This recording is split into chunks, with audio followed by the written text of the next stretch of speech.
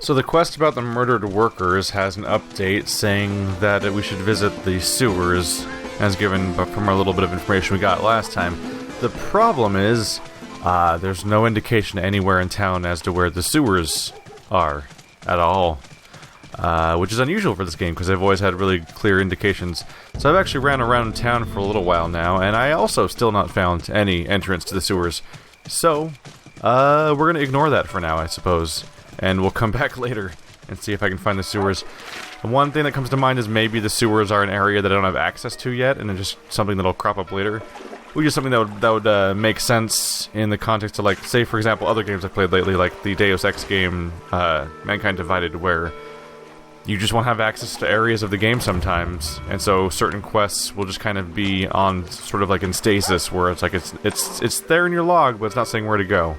So instead, we want to get in contact with the Thieves Guild as one of our other objectives, and that involves going to the Salty Keg, right here on the map, which is one of the locations we actually heard about when we were reading those books all the way back in town. There was one that they would refer to the various pubs that are around. Whoa, my god, so many things suddenly popping up. Can dwarves and shards coexist? What is this? By Bombus. When I was a child, stories of the shard were often used as teaching fables to get young dwarves to listen to their parents, or to clean up after themselves. The shards were supposed to be mythical monsters who snatched bad children away. They weren't real to us, but they were real to my great-grandfather. The village I grew up in was small and very old, but the oldest thing there was my great-grandfather Goran. He was the last dwarf alive who had fought in the stone wars against the shards. Much of his mind had gone. He was prone to fits of babbling and incoherence, but there were days where everything aligned and he was briefly himself. On those days, he would tell me all sorts of stories about the war. The shards were terrifying creatures. They hated sunlight. Their skin had developed a rocky, grayish, charcoalish color and feel. Their eyes were deep red. Their teeth were fanged. The armor they designed was made from beautiful gemstones, obsidian, ruby, limestone, and jade. Two of those things, at least two of those things are not gemstones. Three of them might not be gemstones. Ruby's a gemstone. I don't think you can call obsidian obsidian and limestone are not gemstones. A little iffy on jade, I'm not entirely sure about that one. Never mind.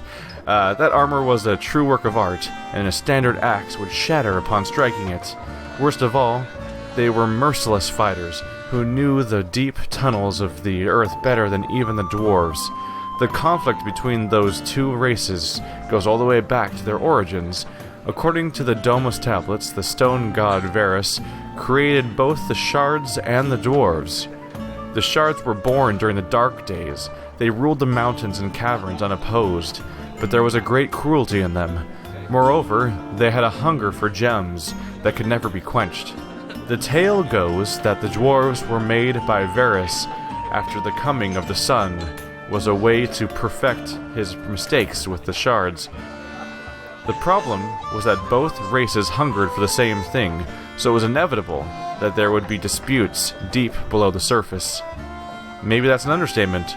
From the dwarves' inception right up to the full-on outbreak of the Stone War, the shards and dwarves fought beneath the soil. The shards often avoided direct combat. They preferred sneak attacks and caught dwarves by surprise. The dwarves would retaliate. Both sides incurred a lot of painful deaths. Ultimately, the dwarves would win the Stone War, thanks to the assistance from the three races, but even now skirmishes are still common. This brings up the ultimate question of the article. Can dwarves and shards coexist? As a young child, I once asked a similar question to my great-grandfather Goran, why did the dwarves and shards have to fight? Could they not find peace and live together? It's a big world, after all. He grew quiet for a while, and then in a low murmur he told me this story. Towards the end of the war, we sent overtures by messenger to the shards expressing our desire for peace. We hoped that a treaty could be drawn up, and the territorial disputes could end. Mind you, we weren't exactly sure how the shard hierarchy worked, but we believed that someone important among them would be willing to end all the killing. Well, the The next day, a large force of shards came out of the mountains, very rare for them. They fired the heads of the messengers into our camp. They were infuriated for some reason we couldn't guess. They attacked, and we were completely unprepared. It was a terrible battle. Many of my friends died. Still, we prevailed. See, the shards' downfall was their lack of numbers. It's very hard for them to reproduce. Their females usually die in childbirth. That's why it made so little sense for them to attack in the open. Now, we had captured one of their generals. Really slippery little bastards, too. Difficult to take alive. It was the lead interrogator. I grilled him all night. Oh, I was the lead interrogator. I grilled him all night. Why did you attack the camp? Why did you kill the messengers? Why won't you even consider peace? Why more bloodshed? He just sat there, eyes closed, like he couldn't hear me.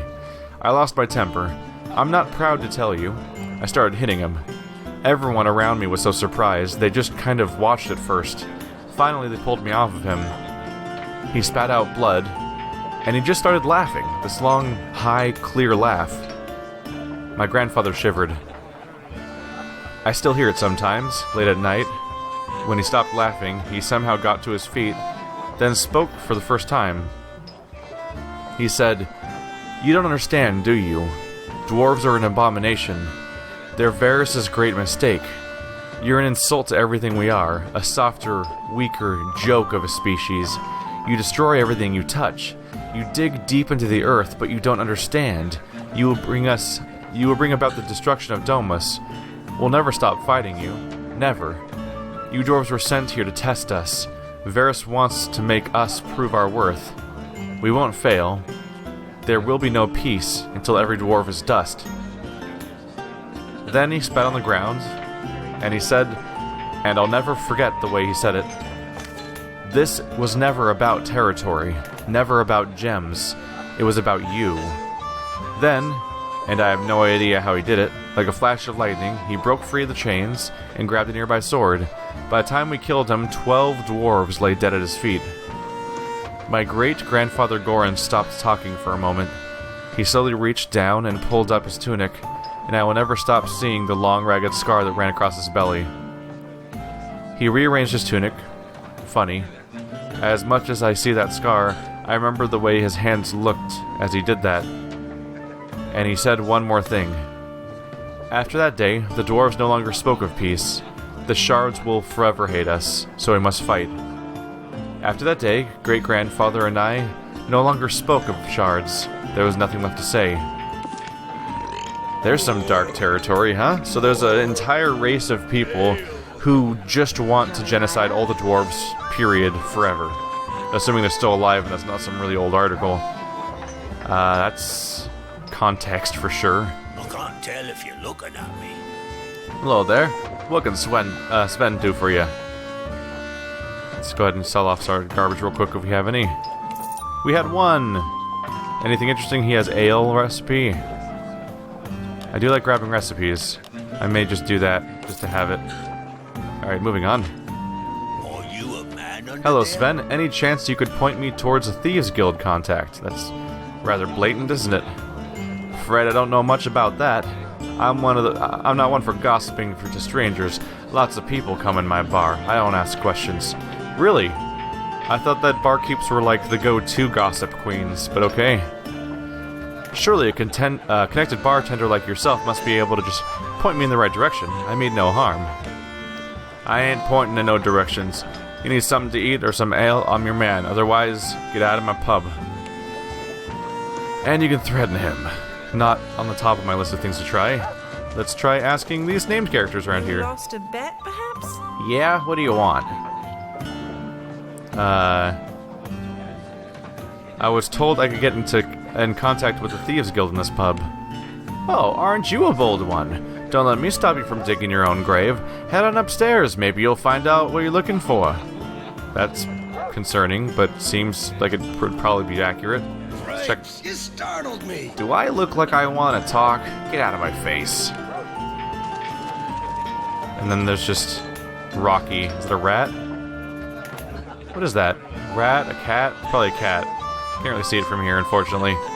That's fine, though. That's fine. Let's see. How are these saves doing? There we go.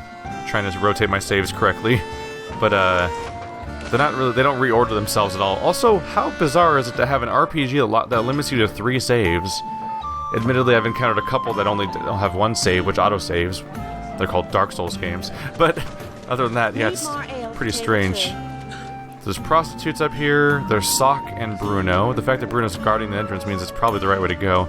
Interesting how there's a trap door down there, too. Okay. Hello, Bruno. I'm not interested. Oi, mate, this room's off limits. Looks like you folks are having fun in here. This is all business, trust me. Now get lost. Are you in the famous Thieves Guild I keep hearing about? I have no idea what you're talking about. Which of course means he knows exactly what I'm talking about. It always means that. They need to stop saying that. Look, I'm a Lightbringer, and I need to get in touch with the Thieves Guild. I'm not looking for trouble, just information. I don't know what a Lightbringer is, or why you think it's important. No password, no talking to the boss. So I need a password. You can't get in here unless you have the password. That's just how it works. Now get lost. So, new quest, Bouncing the Bouncer. Okay. So, we need to find our way into... We need a password somehow. Okay. Let's ask around for a password a little bit, huh? That's some get up. See if I have any other text things I can find out about. See a man's face when I speak to him. Have I asked about this yet? Aren't you the waitress here? Shouldn't you be nicer to potential patrons? We don't got no potential nothing here. Same drunks in here every day and day out. That's how we like it. Nope, that's not working out. Okay. Sven? I'm not interested. Please, Sven, I don't want to get you in trouble, but I need to know the password to the Thieves Guild den upstairs. And why would I put myself in danger for ya? Tell me that, stranger. Wow, you just straight up say everybody's gonna die. That's a little bit rough. I'm on a quest to prevent this world from destruction. Embers are dying, and I'm doing everything I can to prevent their extinction. Wait, that mask you wear. Are you a Lightbringer? So I tell random people I'm a Lightbringer, and they're the ones that don't care, but the one person that would have cared, I didn't say anything to. When you walk in, I thought you were some kind of elf I've never seen, but now I see the truth. Didn't your people go belly up a few hundred years ago?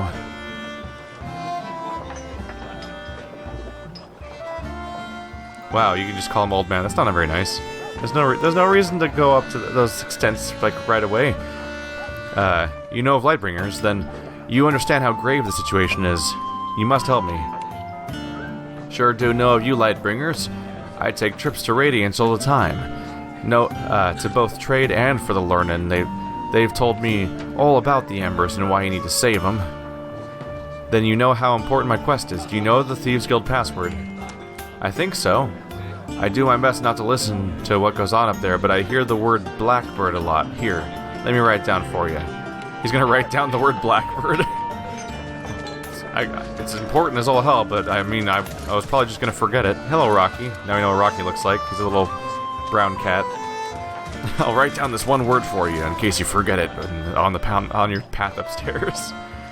That's very convenient that exact character would have like direct connections to knowing who the Lightbringers are. Nice costume. You again? Get the password yet? Can't let you see the boss without a password. Yes, the password is Blackbird. Now let me pass. Aye, sir. Then go on in. You'll want to talk to Sock. He's the boss man around here. Well, that was easy. Oops, sorry. Didn't mean to click on you twice. That wasn't so hard. Look at all that stuff I could steal. King Victus the Wise. Curiosity, like always. Victus Giantsbane, the grandson of Argothor, the king who united the kingdom of Pinnacle and the City of Light, and earned the family's surname, was born in the dead of winter in the first year of the 5th age of Domus. The winter had been particularly harsh on the kingdom, wiping out crops and killing many who could simply not keep warm. The birth of a royal son was seen as a blessing in the City of Light and a good omen. Whenever a royal baby is born, a festival of renewal is held to celebrate the continuing of the bloodline. They're often joyous affairs, but this one was particularly celebratory, as the people were particularly in need of celebration. It was not long after this that the cold finally broke. Spring arrived, and hope returned to the citizens of the Kingdom of Light. Perhaps this series of fortuitous events is why, despite repeated missteps, scandal, and suspected black market activities, and a great suppression of the advisory council, Evictus remains as popular as ever among his subjects. It is they who coined him Victus the Wise, a name which is uttered with haughty derision among the elite Light residents. It is they who keep him in power despite growing unrest among his peers. Victus became king when he was 21 years old. His father, Harthor, was too ill to command anymore, ruling for only 10 years, and would die before his son's next birthday. Victus's childhood was like that of any privileged youth, never needing or wanting for anything, learning from the finest teachers available, and given all the advantages in life an aspiring ruler could have. This is where his early issues stem from, however. Victus was keenly aware that he would one day rule the kingdoms, and he hung this fact over any and all he wished to. He quickly developed a close circle of friends who were more cronies than true companions, and kept them close with the allure of future titles and positions of power. When Victus came to power, he began to remove his father's trusted advisors, men who had served the kingdom well and faithfully, in favor of his inexperienced friends. His best friend, Ronan, was selected as the new king of Pinnacle, while Ronan's brother, Ronor, became head of the Order of the Mages. Another schoolmate, Garrus, was placed at the head of the Light Council and empowered to replace other members as he saw fit.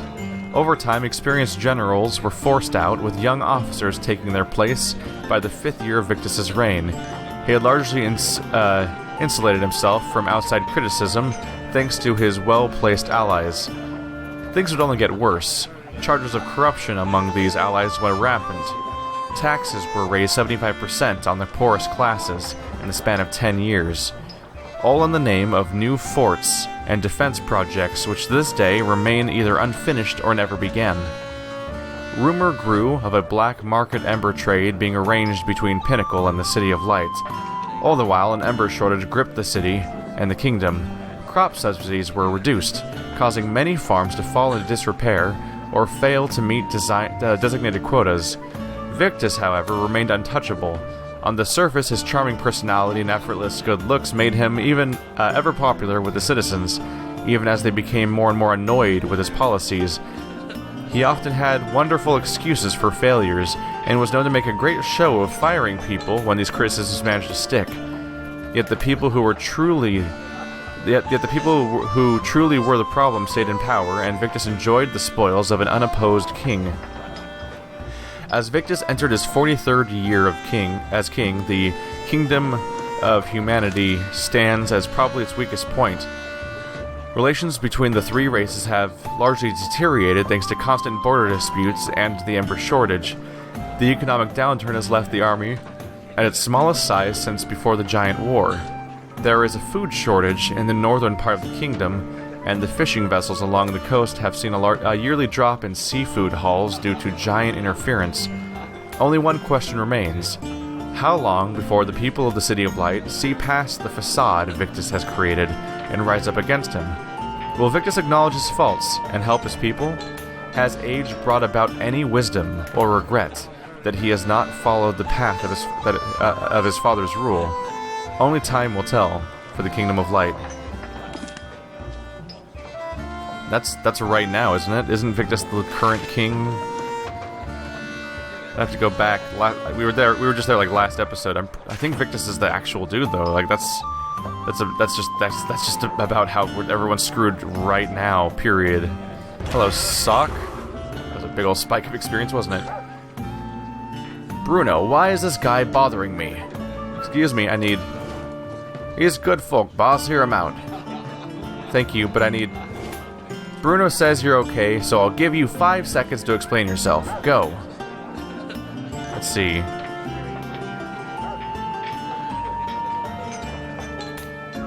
I need to find a Lightbringer heart, and I was told the Thieves Guild knows where I could find things like that.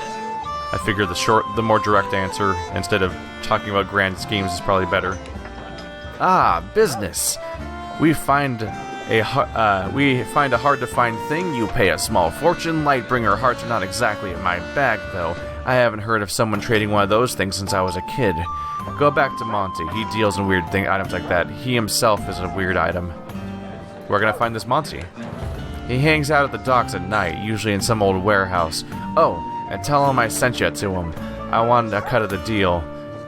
If I talk to him later and find out you got your heart, but I didn't get my money, you will be hearing from me in the night when you're sleeping. Would he be able to find me? I seem to be more of a, wandering adventurer type, so it'd be probably a little hard to track me down since I usually put down my tent in the middle of the forest and completely obscure random dead ends, basically. So he's supposed to be right over here. That shouldn't be too hard to get to. So he's there at night. And it's nighttime right now, conveniently. So let's just try to get over there before the sun comes up and he disappears. But I don't think the day-night cycle goes very fast unless I'm actually sleeping. Actually, I'm not even entirely sure if time passes in this game unless you sleep or rest. Admittedly, resting is such a common thing that you get used to the idea of jumping forward in time on a regular basis. Get lost. I have business with Monty. Oh, you do? Fine, come in. We're watching you. So the thief... Is Monty a part of the thief group? Okay. I thought Monty was getting robbed for a second there. Are you a king or something? Wow, he's not a nice-looking dude, is he? Looks around shiftily, then stares at you in the eye intensely. I think you may be lost. Continues looking around, ignoring you. Did he really ignore me if we were just talking to each other directly? Let's see. Easy friend, I come in peace. I was sent by Sock at the Salty Keg. He said you could help me find a Lightbringer heart. Stamps his foot for some unknown reason. Sock? He must not have liked you so much to send you to me. You want a Lightbringer heart? Been a while. My memories need some jogging to remember where I might get one of those. What would it take to jog your memory? Monty looks at the ceiling, lost in thought. His head snaps back down quickly, eyes intently looking into yours. Perhaps this is a task you could take care of for me. What is this task you speak of? Monty continues looking you in the eyes intently. Back in the old days, after the War of the Giants, the dwarves gifted 4 gilded giant skulls to powerful noblemen in this city. Get them for me, and my memory will clear up nicely. Let's see, 4 skulls. Not much of a thief, though, am I? Yeah, I am no thief, Monty. There must be something else I can do for you. He looks away for a second, then looks back at your face, avoiding eye contact. I am not asking you to steal or kill. Sometimes you can get things with a fine conversation, like us right now. Fine. I will do it. Where can I find these gilded giant skulls? He looks away, towards the wall, with a hint of a smile on his lips. Traditionally, they are kept in the home of the oldest male from each family. I will mark your map, make your job very easy, yes? I will be back with these skulls shortly. Looks away from you, back towards the wall. Get me the skulls and I'm sure I will suddenly remember where to find what you seek. And side quest time, or main quest that has a sidetracked moment, basically. Alright, so I need to get skulls from Declare, Talbot, Ferrers, and Neville. And they're all right here in town, conveniently enough. So none of them seem to have left, unless I go to their buildings and find out they've left, but we'll see. Alright, let's get started then. This will take us a little while. Oh, everybody in the entire group leveled up, by the way. That was a big chunk of experience, wasn't it? Okay.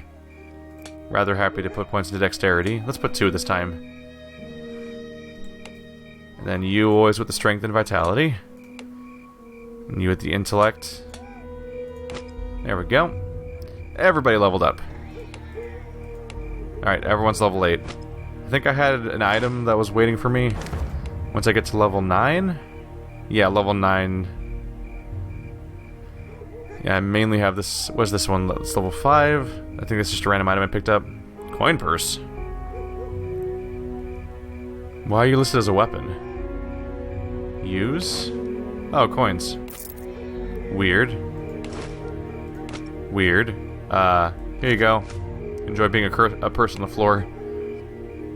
There we go. Level 9 for these pants, and level 9 for this magic weapon. So we're on our way to that, but not yet. Oh, right. I have to get through a gate. Alright, so I have to go here to the left. Judging by the fact that a path goes through the wall over here, that must be the closest gate. Someone that's noteworthy? I think they're just advertising the 5 lanterns. That seems to happen a lot. Hello, royal guards, don't mind me. Just a bunch of armed people running through your city in a group. That can't mean any possible harm. Nothing to question here. Alright, the Neville residence should be on track here. Let's go ahead and update our save. Alright. Anyone home? Nah? Oh, there you are. Benedict Neville. You wish to speak to me? Good day, sir. Who are you? I say as I intrude into his house. I am Benedict Neville, one of the Neville noble family. What do you do? Oh, a little of this and that. I am a collector mostly. I enjoy decorating my home with rare and wonderful things. I can ask that again for some reason? Oh no, I can ask who he is again. Weird, there's no fork in the conversation to continue the conversation. You have to quit out of it at that point. That's weird that you can't pivot back to the giant skull. Do you own a gilded giant skull? Why, yes, I do. It was given to my family long ago, passed down generation after generation. It is one of my favorite pieces of art. Is there any way I could convince you to part with it? Ha! Of course not. There is nothing in this world that would make me part with anything in my fine collection. The fact that you want it means I want to hold on to it even more. Oh. Well. You lost a bet, perhaps. Favorite or not, I'm taking it. Taking? I understand. Yes, taking. You will give it to me, or Jesus. No, I misspoke. Let's not go straight to the talking about killing him yet. Can I just wander on up here? Oh, Thea Neville. Maybe that's the clue on how to get into this. Have we met? Yes. What do you want? Who are you? I'm Thea Neville, wife to Benedict and keeper of this home. Also, you're in my house. Get out. What do you do here? I ensure this home is well kept and decorated appropriately. My husband is a bit of a pack rat, you see. It is my job to ensure his nature does not destroy our wonderful decor. Yeah, she's probably sick of the skull, huh? That's probably where we're gonna go with this. Yeah, she's like... Excuse me. She actually said this is not a public bazaar to acknowledge the fact that I shouldn't be here. Do you have a gilded giant skull?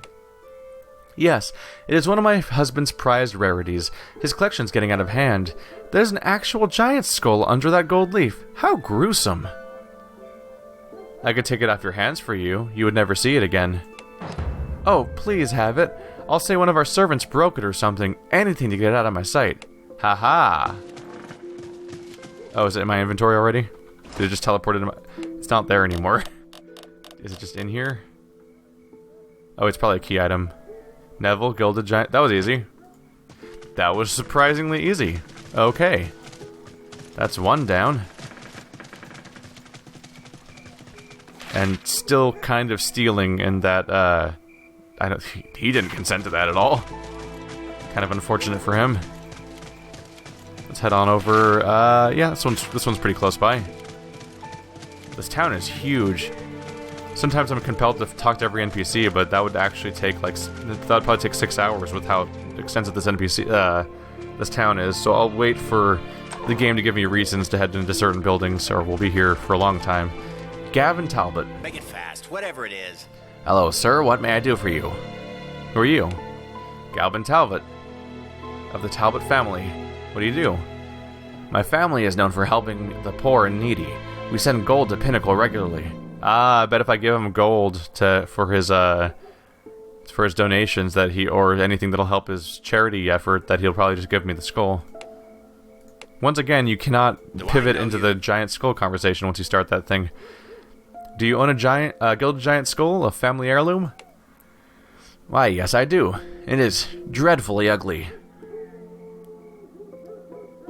What would it take for you to give it to me? I can pay gold. While I am loath to give up a family heirloom, my family is deeply in debt. Our holdings don't bring in as much as they used to, and we spend so much on charity. But wait, why do you want it? It has no magical powers, and as far as I know, it isn't even worth that much. I assure you it is not for any nefarious purpose. Someone wants it purely because it is rare, and that someone has information I need.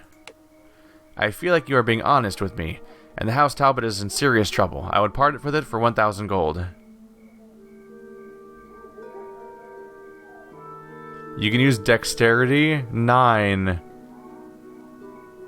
You can swindle the dude. Jesus. That's actually really nice. That's really a nice touch, though. I'm not necessarily going to pick it just because it's there, but that's the kind of thing that's missing from Fallout 4, for example. That was early in the earlier Fallout games that I really enjoyed. Is that your stats would give you options for stuff. So what you can do is you can say, yes, I am quite honest, and then you can give them 500 coins, but count them out as if you're counting out 1,000. And if your dexterity is high enough, then that means that you can pull off this sleight of hand, and he won't notice that you're actually shortchanging him. But I'm gonna give him the gold, 1,000. There we go. It's a little rough, but it just seems like a dick move, and I haven't been behaving that way so far. Kind of clashes with the whole hero thing, unless you're going to go anti-hero with it, which, it's up to you. Great. Well, I'm sad to see it go. This money will greatly help my family, and help us continue helping the poor. Here you go. And it's like, oh yeah, it's a family that goes to charity, and he's willing to cooperate. Let's rip him off! Oh no, that's not very nice at all. How do I go up here? There we go. The clicking wasn't really working out for me. Oh my god, how many floors are there? There's multiple bookcases up here. The Tenets of the Shepherd.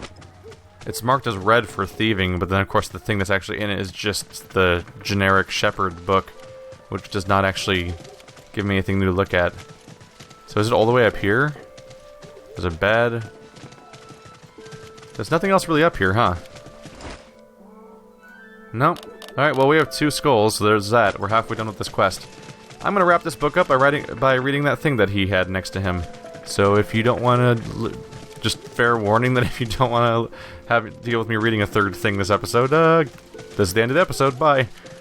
But I was curious about something called The Plaything, of all things. The Plaything, Part 1, by Horatio the Gifted. Abio kneeled down, firmly grabbing the roots of the carrot and plucking it from the ground. He tossed it into the basket beside him and instinctively wiped his brow. The sun was particularly scorching today. Abio could feel the sweat all over his body. He sighed. Days like this made being a farmer a real chore. Abio finished the row of carrots and headed for the house. Nothing sounded better than a nice cold glass of water. When he reached the porch, he came upon his wife, Margot, churning butter. She smiled at him, in between gesticulations, focused on the task in front of her.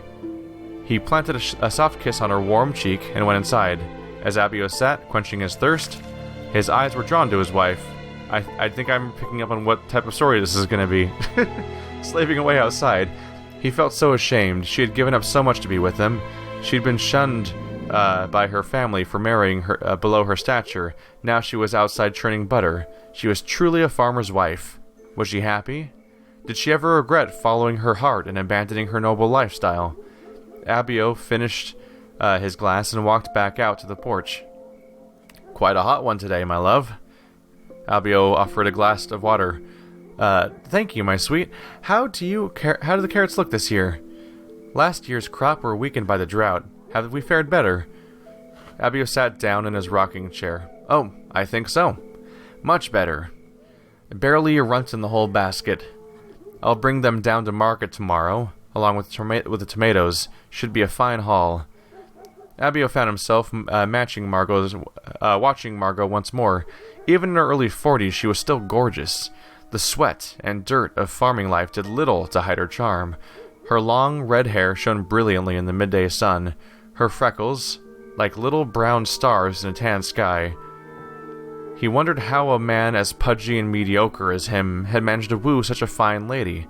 He had asked her this before. She always said the same thing. I knew your heart was bigger than all the noblemen combined. One thing was certain. He loved her with every beat of it. That night, as he lay in bed, Abio found himself yearning for something more. He had always been content as a farmer, but there was a sudden impulse to be something else. Anything else. Perhaps he could be a knight, or maybe a poet. He had to make Margot happier, or she would leave him. He had to start now. Abio sprung up from the bed and walked out into the kitchen. The sense of urgency vanished. The sense of... I've just read the same line twice. Yay! What had he been thinking? Margot was happy. He knew the life. She knew the life she was getting into. If she doesn't stop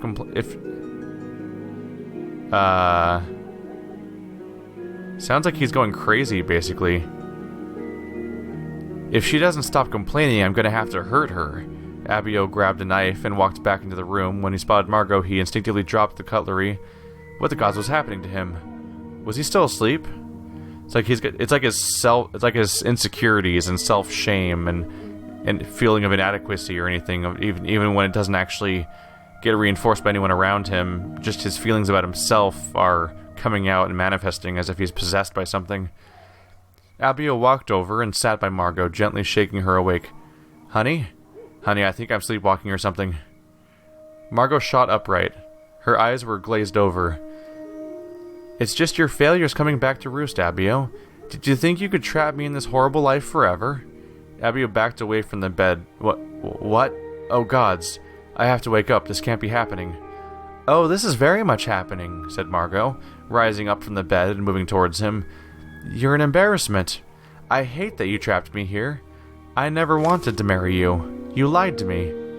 Abio turned and ran, all the while pinching himself, hoping he would wake up from this nightmare soon. He ran out onto the porch and stopped in horror. Everything was gone. The house was perched at the top of a mountain. The fall from the porch looked to be an eternity. Margot stood next to him. Just jump, Abio. Jump and all this is over. If you kill yourself, maybe I won't hate your memory. Maybe I'll love you again. Abio looked in her eyes. She was definitely not Margot. Nothing was making sense. There was a knife in his hand. It was raining. Why does she hate me? Should I jump? Abio plunged the knife into Margot's chest. To be continued. That's rough. That was actually a compelling little story, and yet the big question there, of course, is going to be like, was he hallucinating or was he dreaming? If he's dreaming, then whoa, he wakes up, oh, whoa, well, that was, how do I process this?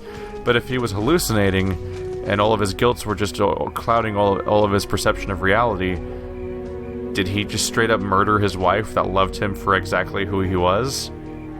I guess we'll find out next time.